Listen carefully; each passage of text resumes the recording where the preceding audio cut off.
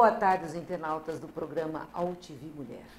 Nessa tarde eu tenho o prazer de estar recebendo aqui jovens pesquisadores da Universidade Mackenzie, da cidade de São Paulo, que fizeram uma pesquisa de conclusão do curso de jornalismo a respeito do papel das mulheres no regime militar. Um capítulo pouco falado, pouco discutido, com muita invisibilidade. Parece que esse período dramático da sociedade brasileira, só homens passaram, mas muitas e muitas mulheres passaram também essa dramática situação no regime militar. Está aqui comigo um dos pesquisadores desse extraordinário trabalho que eu recomendo a todos lerem, porém ainda não está publicado. Assim que for publicado, eles voltarão ao programa para divulgarem a editora dessa excelente pesquisa. Eu até aguardo que alguma editora interessada possa, no decorrer do programa, apresentar seu interesse. O tema da pesquisa desses jovens não foram apenas as unhas. Muito duro. Está aqui comigo, com muito prazer em recebê-lo, Diego Moura. Que bom tê-lo aqui no programa AuTV Mulher. Obrigado, Amanda. A gente agradece o convite. Prazer é nosso. Também Murilo Chamusca. Isso, muito obrigado pelo convite, um prazer. É uma honra, podem ter certeza disso em recebê-los. E Tiago Siquiroli. Que bom tê-lo aqui, Tiago. Prazer é nosso. É um prazer, é todo meu. Bem, eu acho que a pergunta que todos devem fazer a vocês, tão jovens, vocês não viveram esse período, quem despertou esse interesse para essa busca desse conhecimento do papel das mulheres no período da ditadura militar? A nossa pesquisa, a gente começou com a intenção de pesquisar a Comissão Nacional da Verdade.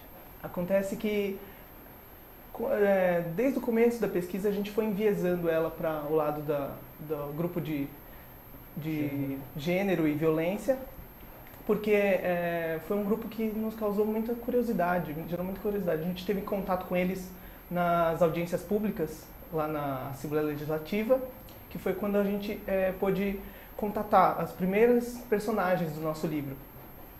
E nós descobrimos que esse tema, por ser pouco estudado e por ser sempre colocado com uma relevância menor, a gente teve a intenção de mostrá-lo de verdade, explorar esse tema e descobrir, porque a gente entrou sem conhecer.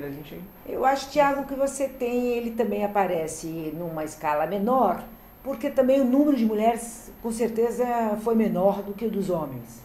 Sim, mas isso não justifica a invisibilidade em relação à divulgação desse tema. Não, a gente, nas nossas pesquisas, a gente achou dados que mostravam que na época, por exemplo, o número de mulheres envolvidas diretamente com a militância, o combate à ditadura, era sim inferior ao número de homens, eram menos de 20%, eram mulheres, mas isso não justifica o fato de não haver pesquisa sobre ou de não quererem mostrar e explorar e pesquisar esses fatos, porque elas sofreram um tipo de violência que foi exclusiva para elas. As mulheres elas sofreram uma tortura diferenciada, elas sofreram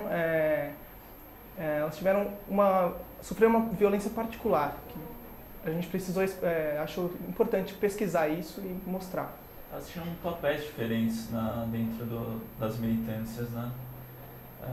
Por exemplo, só uma mulher fazia parte de um GT de guerra, que era Guiomar Lopes, que a gente infelizmente não conseguiu ainda entrar em contato com ela, mas a gente pretende ainda colocar nessa pesquisa ela, que a gente acha muito importante. É extraordinário o depoimento dela. Ela esteve aqui conosco no programa AuTV Mulher e é uma grande professora médica, uma das maiores universidades do Brasil, para quem não está aqui no Brasil, aqui de São Paulo, e eu acho que vocês, quando forem publicar o livro, não deveriam de realmente escutá-la. Ela aparece no livro de maneira indireta em algum momento, quando a Jessie Jane e a Ana Miranda estão num dos capítulos. Ela, que não estão em São Paulo, estão no Rio. Hoje em dia elas estão no Rio, mas a Jessie Jane era de São Paulo e ela vai exatamente para o Rio de Janeiro porque a Guiomar é presa e começa a cair todo mundo da LN na época. E ela vai para o Rio de Janeiro e a Ana, por um acaso, vem para São Paulo no mesmo período. E as duas tinham a intenção de ir para fora do país. Uhum. E até o Thiago falando da questão dessas violências, né, específicas, principalmente uma coisa que chocou ainda mais, além dessas torturas mais conhecidas, né, foi a utilização da maternidade como um instrumento a mais de tortura, né? Então, a gente tem personagens como a Melinha Teles, que teve os filhos levados para dentro da sala de tortura, e a própria Rose Nogueira, que depois de uma infecção que ela teve, né, de um parto que não foi assistido corretamente na prisão, ela perdeu a capacidade de ser mãe. Então, até ela falou disso, né, de indenização e tudo mais, mas qual é o preço, né, para o fato de você deixar de ser mãe? É uma coisa que não tem preço. É para humilhar mesmo. Agora, essa discussão é muito pouco feita nas famílias, né? Talvez de uma década para cá começou a discutir mais. A mídia pouco fala, as escolas pouco falam e a família pouco discute a respeito desse período. Se tem muito medo, há muito preconceito, há muita resistência, não é? Apesar de que essas gerações vêm quebrando. E vocês mantiveram contato com essa história? Em que momento na família de vocês? Na história pessoal de vocês? No meu caso específico, a gente teve sempre uma relação muito aberta. Meu pai sempre conversou muito sobre a ditadura. Ele estudava no Mackenzie, fazia colegial no Mackenzie na época da Guerra da Maria Antônia. Ele morava a 2 quarteirões, se não me engano, da Maria Antônia. Então ele assistiu. Ele sempre conversou muito comigo sobre a ditadura, até sempre me fascinou querer estudar sobre a ditadura em si. E ele depois, mais tarde, fez parte da engenharia do Mackenzie, que ele conviveu, por exemplo, com o sobrinho do Erasmo Dias, mas meu pai sempre tem uma tendência à esquerda, e quando ele foi professor, ele sai da universidade já para ser professor, diz ele que ele falava que tinha que voltar à democracia, esse tipo de coisa. E o interessante também é que meu pai nem brasileiro ele é português de Angola. Ele nasceu em Angola e veio para o Brasil com 10 anos. Que viveu a guerra de Angola, né? De certa forma. Com certeza. Meu avô, acho que era militar em Angola. Isso também é uma coisa interessante, que meu avô era de extrema direita, né? Ele era salazarista. E meu pai tinha uma visão mais de esquerda que não concordava com aquele autoritarismo. Quer dizer, não é nem questão de esquerda ou direita no caso dele, é uma questão do autoritário, ele não gostava do autoritário. Aí, como sempre teve isso desde pequeno em casa, acabei ficando muito focado em ditadura militar, gostando muito desse tema. E quando a gente escolheu pelo tema, foi uma conversa nossa com o professor Jackson Barbosa, que a gente ia fazer, na verdade, sobre o Pinheirinho. Aí numa conversa, eu falei, mas que vocês gostam? Daí a gente acabou comentando sobre a ditadura militar, essa história do meu pai também. Daí ele falou assim, por que vocês não fazem da Comissão Nacional da Verdade? A gente foi movendo ali, e de repente a gente decidiu, não, vamos fazer sobre mulher, que depois que a gente escutou e lemos o depoimento da Inês Etienne sobre a Casa da Morte, a gente decidiu que o nosso caminho tinha que ser aquele. A gente até usando a nossa orientadora, que é uma especialista, né, no tema, Rosana Schwartz. Bom, para quem não está acompanhando, que não está no Brasil, que está fora da rede, mas que está aqui conosco no programa, são vários países, mulheres que estão aqui interagindo para conhecer melhor e se solidarizar com essa luta, porque essa luta não é só se solidarizar, ele vai além disso, não é? Então, é bom colocar que Inês Etienne foi uma militante, também aqui no Brasil, do período do regime militar, e que ficou 9 anos presa, isso? E a orientadora que eles estão se referindo, ela é professora do curso de jornalismo da Faculdade Mackenzie, aqui na cidade de São Paulo. Agora, vocês quebram várias resistências, né? Porque vocês são jovens que se interessaram por um tema de quase 4 décadas antes da formação de vocês.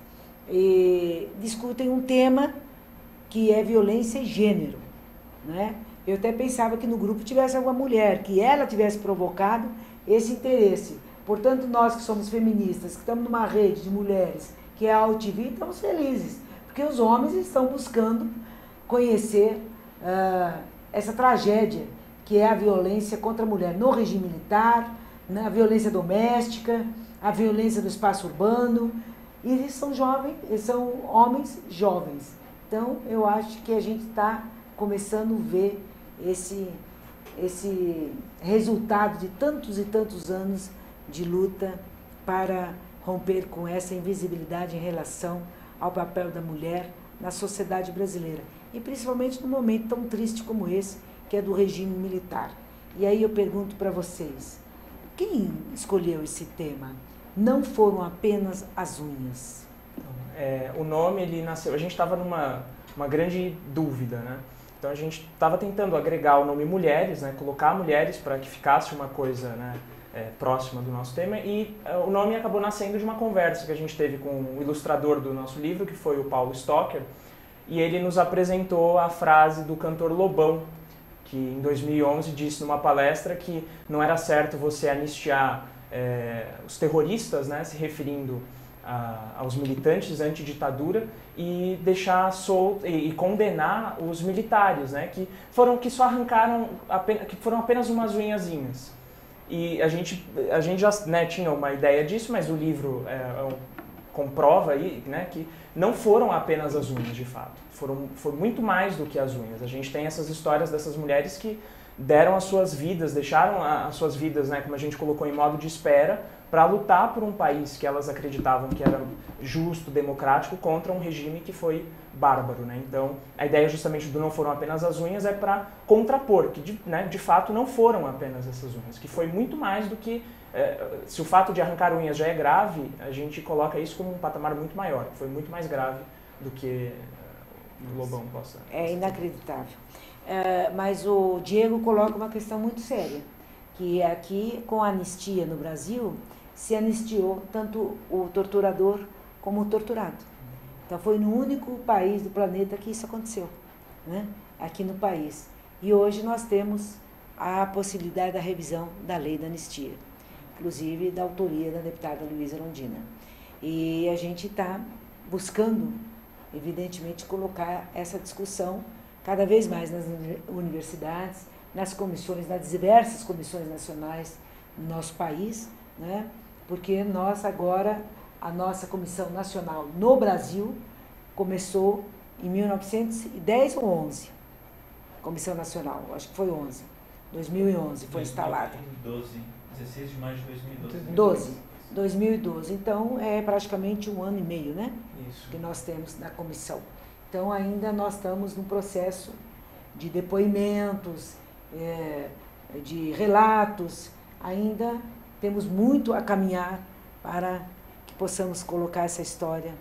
E a gente acabou pegando também, no começo, quando a gente imaginou fazer um trabalho sobre a ditadura, a gente ia fazer sobre a Comissão Nacional, e a gente pegou a Comissão Nacional num período meio conturbado, né, que eles estavam com uma crise, né, interna, e aí a gente começou a buscar essas alternativas, e as mulheres que a gente entrevistou, elas são muito críticas com relação ao trabalho que a Comissão Nacional da Verdade vem desempenhando, né, nesses últimos tempos. O que elas esperam da comissão ainda não é aquilo que a comissão está apresentando. Exatamente. Bom, mas a gente está aqui para colocar um pouco também essas personagens da pesquisa de vocês, né? Vocês pesquisaram 5 mulheres, é isso? Foram 6. 6 mulheres vocês pesquisaram. E como foi o primeiro momento, o primeiro depoimento? Como é que vocês são jovens, que não ouviram falar, não viveram a ditadura, ouviram falar pouco, por mais que ouviram falar, é pouco perto do que é, como você mesmo acabou de colocar. Imaginar que uma pessoa perde as unhas, recebe um choque no bico do seio e outras barbaridades. Como que se deu isso para vocês? Qual foi o impacto que vocês receberam? O primeiro contato, como a gente disse, que a gente teve foi numa audiência pública da Comissão Nacional da Verdade, em conjunto com a Comissão Estadual da Verdade, aqui na Assembleia Legislativa de São Paulo, sobre violência e gênero. Foi o primeiro contato que a gente teve com o tema. Lá ele homenageou a Inês Inês Etienne, que foi que denunciou a Casa da Morte, tudo, e foi contada a história dela lá, e apresentadas outras mulheres que sofreram também no período, e o depoimento de algumas outras, que foram as primeiras que a gente encontrou em contato, como a Amelinha Teles, que foi a primeira entrevistada para a nossa pesquisa. Nessa primeira entrevista que a gente fez com a Amelinha, a gente já tinha uma base de toda a pesquisa, a gente já esperava algumas coisas, mas como foi um primeiro contato, e ainda para 3 rapazes, a gente tinha muitas coisas que foram inesperadas para a gente na pesquisa. A gente ouvia coisas que a gente talvez não tivesse preparado para uma primeira entrevista. E a supervisora de vocês, a orientadora do trabalho de conclusão, sim, ela preparou vocês para sim, isso? Preparou. Tem uma questão que, quando a gente foi nessa primeira audiência, a gente ainda não tinha definido que ia ser sobre gênero. A gente falou, vamos nessa audiência, calhou de ser na mesma semana, a gente falou assim, vamos nessa audiência para ver se a gente foca nisso ou não. Mas o primeiro depoimento foi o da Amelinha Teles, foi tão chocante, mais aquele relato da Inês Etienne, que a gente decidiu fazer sobre aquilo. E aí sim, houve todo um preparo para a gente se acostumar às entrevistas, principalmente na hora de escrever, não ser desrespeitoso, sensacionalista, esse tipo de coisa. A gente tentou respeitar o máximo possível. Fiel à história. Isso. Não é? Sem julgamentos. Sensível. Agora, eu digo isso, sabe por quê? Porque com certeza vários alunos estão aqui e vão também se interessar em buscar essa história. Talvez do ângulo de gênero ou não com gênero, não importa. Mas vão buscar alguma parte dessa história do Brasil. E eu acho muito positivo essa referência de vocês para outros, para que possam fazer esse processo com menos angústias, talvez. Eu não sei se angústias ou até violências, não é? Porque o impacto é uma violência, não é? E que vocês pudessem colocar um pouco como que se deu esse processo dentro da universidade. Da busca de vocês, com a orientação, com a orientadora de vocês e com o objeto de estudo de vocês. A partir do que a gente conversou, porque é importante entender que a gente teve um orientador e um professor de TCC. Então, esses 2 profissionais trabalharam em conjunto para que a gente pudesse seguir ao longo do ano pelo trabalho. Então, a preparação se dava uma semana antes, geralmente, né, da gente ir a campo, fazer essas entrevistas, e consistia basicamente na tecla do bom senso, né? Então, a gente sempre na universidade teve uma postura muito crítica, às vezes, com relação a vários meios de comunicação que pegam uma história e no afã de conseguir audiência, utilizam aquela história da sua pior maneira possível. Então, nossa orientação foi no sentido na verdade, a orientação e o curso, né? No sentido da humanidade, de pegar essas histórias e humanizar essas personagens, trazer essas mulheres, ou homens, que a gente acaba também trazendo algumas histórias paralelas, trazer de maneira humana, que é o que a gente considera, né, agora podemos falar enquanto jornalistas, né, que a profissão é humana, a profissão tem que ser humana por excelência, que inclusive foi uma das coisas que a gente defendeu durante a nossa banca, né, a apresentação do nosso trabalho. É trazer a humanidade. Esse foi o principal critério que a gente teve quando a gente enfrentar, né, essas histórias que não estão cicatrizadas e nunca estarão, porque são muito graves. Exato, são muito graves. Foi o bom senso e a humanidade, que são valores, eu acho, que a gente pôde capturar assim, ao longo da vida, mas com bastante ênfase nessas orientações. Mas Diego, esse compromisso de vocês, na hora que vocês assumiram isso, é para que nunca mais aconteça isso? Essa foi a preocupação de vocês? Nunca mais aconteça. A gente coloca isso no livro, que no livro a gente coloca uma espécie de pós-fácil que nós nos colocamos no livro e que a gente fala que nós levantamos a bandeira, nós incorporamos a ideia do nunca mais, para que isso nunca mais aconteça, para que seja lembrado, para que isso não volte a acontecer no nosso país e em outros países também, porque, na verdade, como tem uma frase que tinha uma das personagens, a Rosalina Santa Cruz, ela tinha uma frase atrás da porta da casa dela, que era do Vladimir Herzog, do Instituto Vladimir, que era... Que falava justamente sobre que quando você perde a humanidade... Não, quando você perde quando você não fica horrorizado com a... Você perde a capacidade de se indignar. A indignação. Isso, você perde a capacidade de se indignar, você perde também sua humanidade. A sua humanidade de ser um cidadão. Quer dizer, eu acho porque isso você é o outro, né? Tem a foto, tem nesse livro. Se quiser mostrar, tá à vontade. Foi até uma das razões que a gente decidiu fazer um livro-reportagem, porque dentro da universidade a gente tem uma liberdade de produção. Então a gente pode produzir a partir do nosso TCC, nosso trabalho de conclusão, a gente pode produzir um vídeo documentário, um livro-reportagem como a gente fez, ou outros diversos tipos de produto, um livro de foto-reportagem, por exemplo. Mas para essa pesquisa em específico, a gente decidiu que um livro-reportagem ele seria a melhor maneira de trazer essas histórias e trazer da forma mais humana possível, porque por causa do jornalismo literário. A gente usa do jornalismo literário como uma ferramenta para trabalhar esse tema, que é um tema difícil, são histórias difíceis de ser contadas, difíceis de ser ouvidas, então ela precisa de um tempo para ser assimilada. Então um livro você consegue ler, você tem um pouco mais de tempo para trabalhar com aquelas histórias dentro de, com o seu pessoal mesmo, quem estiver lendo o livro também, e ele traz de uma forma mais humana. Você está lá dentro, a gente não traz como no jornalismo objetivo que você vê nos jornais, por exemplo. Você lê a notícia e segue uma estrutura de o que, quem, como, porquê, onde. Você lê o livro, você está dentro do contexto que a gente viveu também. A gente tenta trazer a nossa experiência para o leitor. Você falou do jornalismo, vocês são recém-formados. Vocês sabem para onde vão agora? Como profissionais de jornalismo?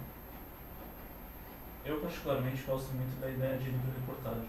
Tanto que eu e o Diego, a gente fez uma oficina com o Edivaldo Pereira Lima, que é uma grande referência de pesquisa de livro-reportagem, que escreveu Páginas Empteadas. Foi sensacional e nós dois ficamos muito livro-reportagem, e o Thiago, quando a gente falou com ele, também topou na hora de fazer livro-reportagem por causa disso. Eu, como profissional, acho muito interessante livro-reportagem, porque cada vez mais as redações estão ficando enxutas, os jornais estão fechando, você vê o Estadão, o Jornal da Tarde acabou, o Estadão reduzindo o caderno, e acho que a gente tem que procurar novos meios de se fazer jornalismo.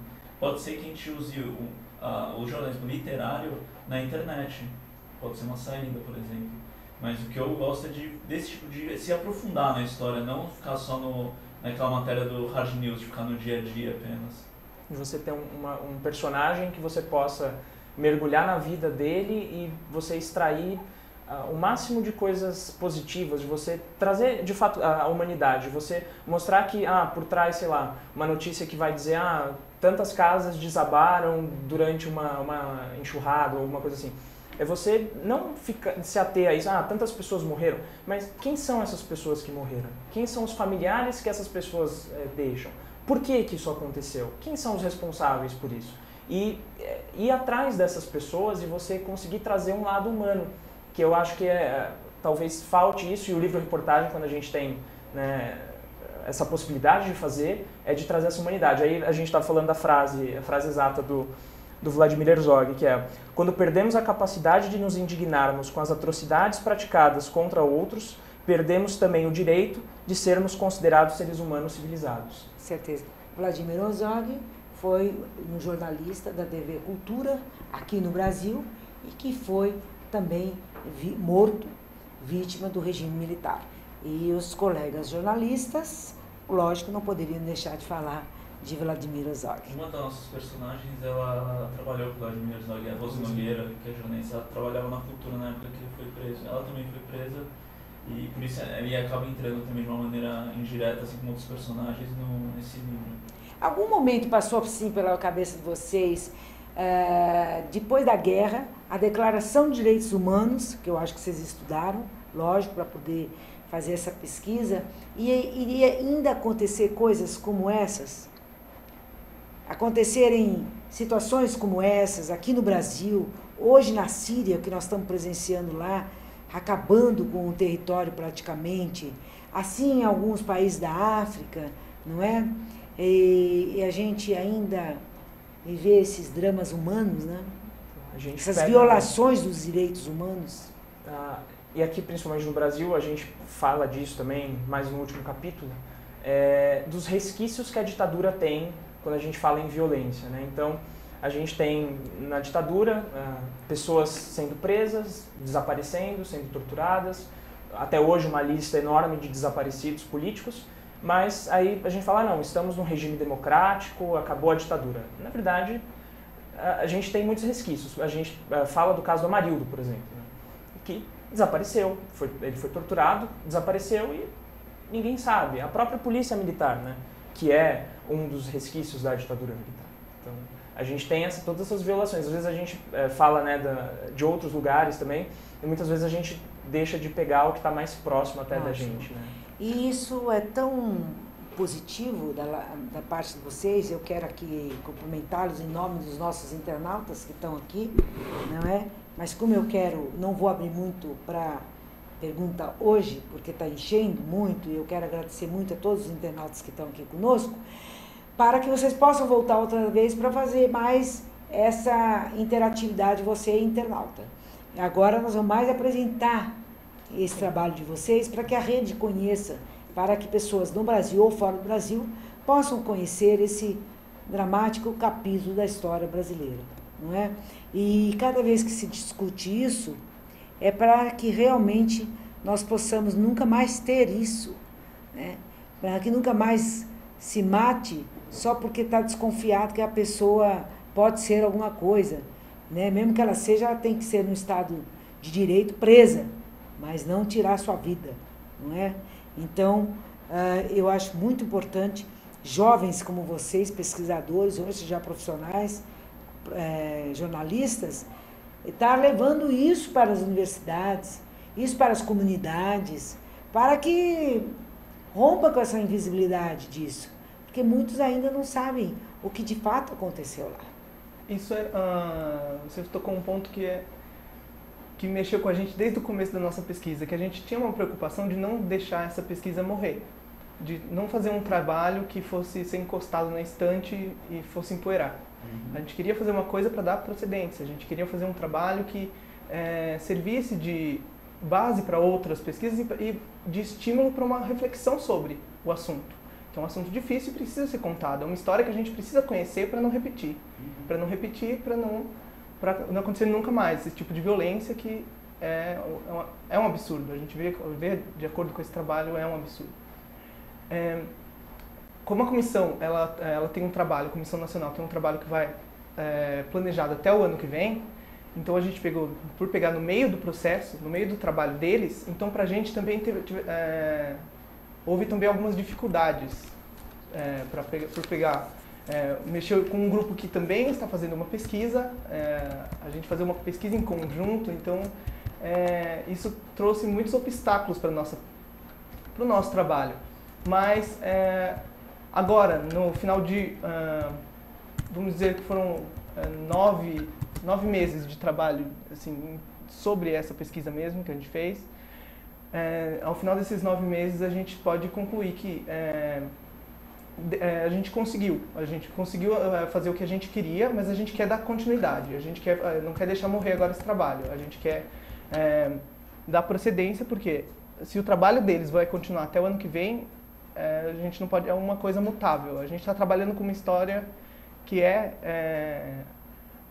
como disse o Hobsbawm, em constante mudança, porque a gente trabalha com um presente que é história também, a gente está trabalhando com um presente um passado e um presente que estão em constante alteração.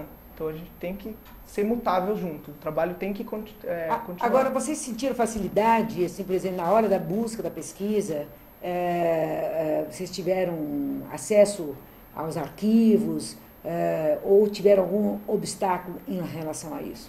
Uma coisa que a gente tem que falar, a gente trabalhou muito com depoimentos nos livros. E por trabalhar com depoimentos... oral. Depoimento oral, nas entrevistas, e trabalhar com as histórias da memória delas mesmo, a gente teve que checar, fazer o trabalho jornalístico mesmo. A gente teve que avaliar documentos para checar, e mesmo os documentos que a gente achava da época, que a gente conseguiu acesso, por exemplo, no Arquivo do Estado, por exemplo, alguns documentos a gente vê que eles foram produzidos com intenções daquela época. Então eles também tiveram um viés, como a gente mostra em um pedaço do livro, uma entrevista que a Jessie Jane deu para o Estado de São Paulo, para o jornal Estado de São Paulo, e que ela diz que aquilo lá, ela não deu aquele depoimento por livre e espontânea vontade, foi um depoimento falso, vamos dizer assim. Então a notícia está lá. Foi forçado. A notícia está lá. Se você pegar o arquivo, você vai ver aquilo como puro e verdadeiro. Acontece que se você for bater comparar as histórias, não bate, porque ela diz que aquela história ela contou mesmo, só que não era aquilo de verdade.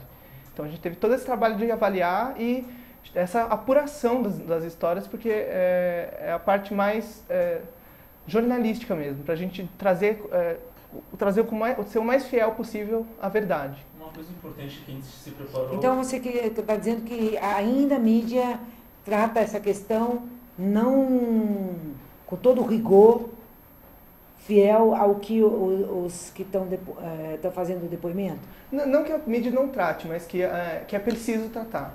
Eu não posso dizer exatamente se a mídia está apurando de fato, mas o que a gente pode dizer, a partir dessa pesquisa que a gente fez e a gente viu que é necessário, é fazer essa apuração, essa checagem. A gente precisa fazer isso. Na verdade, a mídia da época, foi uma matéria da época, ela foi censurada, porque você tinha um problema sério de censura com as 5 de 68, então a imprensa ela tinha que seguir mais ou menos as regras da ditadura, com exceção das pequenas empresas, como o Jornal Pasquim, por exemplo. Aí tinha uma dificuldade, a gente se preparou 6 meses, a gente deu muito sobre a ditadura, sobre gênero, sobre memória, sobre história e sobre também a relação de jornalismo e história e jornalismo, e também, que é a Beatriz Cuchinir, ela fala que a questão dos depoimentos, dos arquivos, que eles podem ter sido alterados. Então a gente teve muito cuidado ao apurarmos os arquivos, a gente sempre fez questão de bater com as próprias... depoimentos orais. Isso, e também com alguns livros que nós lemos para a nossa bibliografia, como As Mulheres que Foram à Luta Armada, do McLuffy, que é o jornalista que era da Globo, né? Agora, Murilo, você que teve contato com o gênero, a violência contra a mulher, o quanto a mulher é subjugada, violentada, excluída, principalmente aqui na América Latina, bom, é um fenômeno internacional, né? É um fenômeno da humanidade. Vocês imaginavam que fosse tão forte essa discriminação contra a mulher? Antes de vocês terem esse contato? E atual também. Atual. Não é uma coisa que ficou só na ditadura, continua. É realmente... Você pensava que a cada 8 minutos uma mulher é morta por vítima de violência de casa, né? Exato. Acho que foi uma coisa que a gente começou a ter mais contato. A gente já tinha uma noção nas aulas, na faculdade, até com a nossa professora, Rosana. E a gente começou a entrar nisso e vimos que é complicadíssimo. Realmente é algo... É triste ver que ainda se tem esse tipo de coisa no Brasil, mas que cabe aos nós, jornalistas até, a mídia, a mostrar isso e tentar reverter isso. Mas você acha que os jovens da tua geração mudaram o entendimento em relação à mulher, ou ainda é uma coisa tão naturalizada que não se tem a consciência de que está subjugando a mulher, que está colocando a mulher num patamar inferior? Eu acho que isso está tão enraizado na nossa cultura, mesmo a nossa geração, que ainda existe. A gente começou a perceber muita coisa ainda em audiências públicas de mulheres. A gente foi numa palestra da Melinha Teles, por exemplo, na PUC, foi quando a gente teve o contato com ela, a gente pôde pegar o contato dela, que foi sobre o corpo é de quem, e que discutia o corpo da mulher, quer dizer, o corpo é da mulher, não tem como. E teve um diálogo interessante entre ela, Melinha, a gente já sabia a história dela, porque a gente já queria ela como personagem, e um padre que é professor da PUC, e que ele fala, não, o meu corpo é da mulher, da minha mulher, não sei o que, ele não colocava como o corpo dele, e depois abriu para o público, e muitas feministas, jovens, homens também participando, que defendiam, por exemplo, o poder fazer o aborto, quer dizer, no caso de estupro. Que está na lei brasileira desde 1940. Isso, e a gente começou a ver que ainda nesse diálogo conjunto, nessa palestra, a gente começou a ver que a gente é machista sem querer ser machista, às vezes, no nosso caso, dos homens, que está tão enraizada, a gente começou a perceber isso, eu pelo menos tenho tentado mudar, tenho certeza que os dois têm tentado mudar isso. Que ótimo, que ótimo.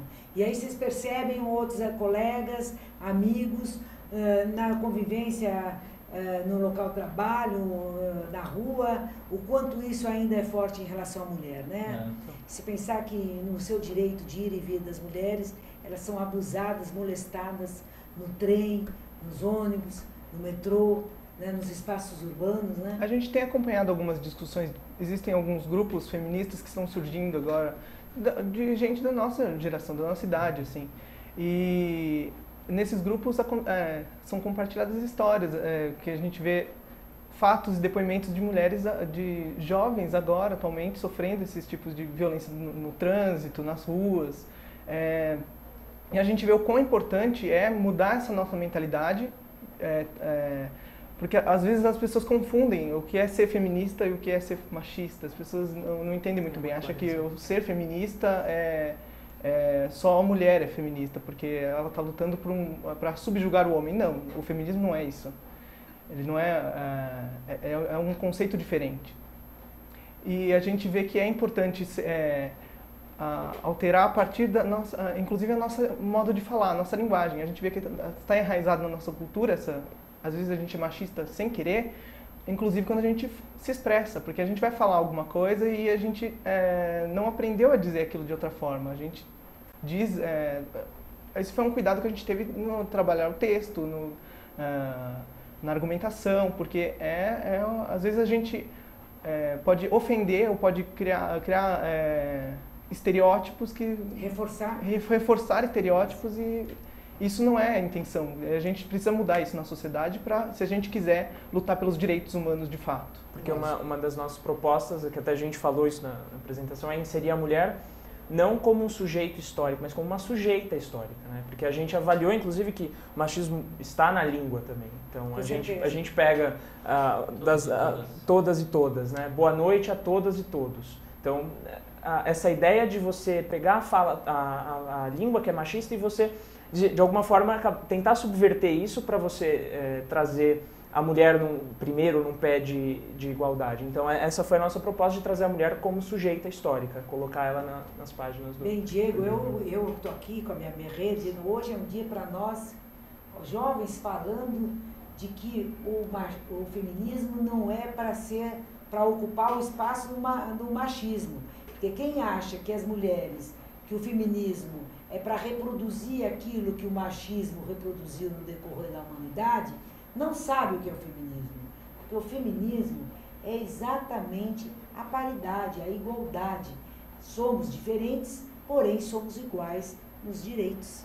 Não é? É isso que nós queremos. Nós não queremos ser mais e nem menos que os homens. Queremos ter as mesmas oportunidades que os homens têm. Lamentavelmente, as oportunidades para as mulheres são muito menores do que para os homens.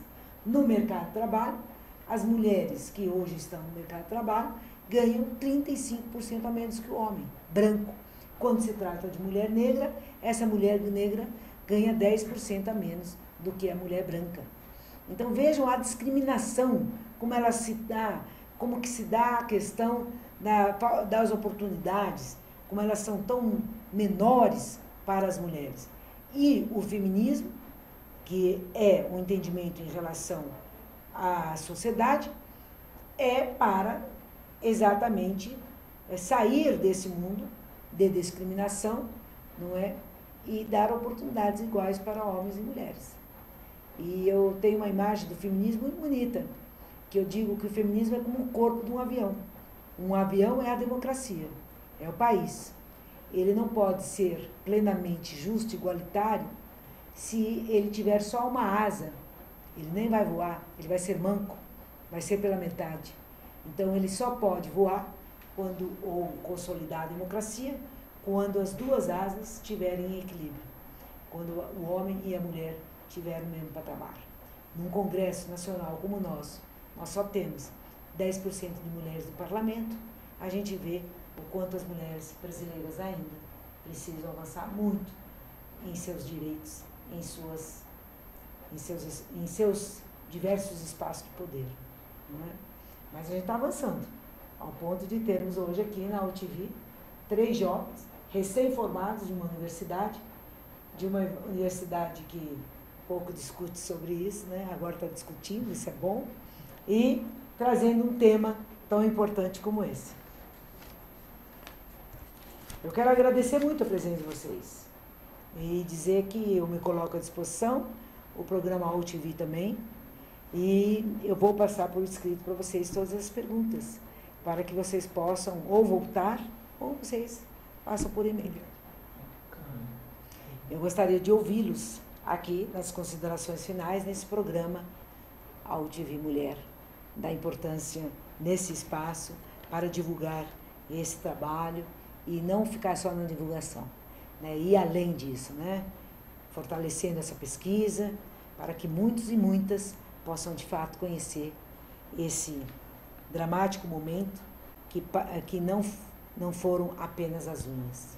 Posso fazer um agradecimento? Eu queria fazer um agradecimento em nome de todos nós, porque esse trabalho a gente teve o grande apoio da nossa orientadora, que foi a professora doutora Rosana Schwartz, e o nosso professor de TCC, o professor mestre Carlos Sandano, que sem eles a gente não teria uma base toda para sair essa pesquisa.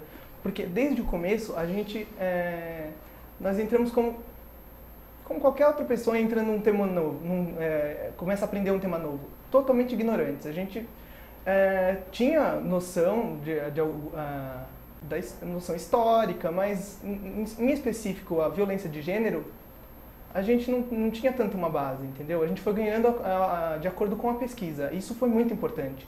E os orientadores, eles auxiliaram muito nesse entendimento, nessa construção de conhecimento para a gente poder fazer uma pesquisa fiel, verdadeira, uma pesquisa que vingasse, um trabalho que desse certo.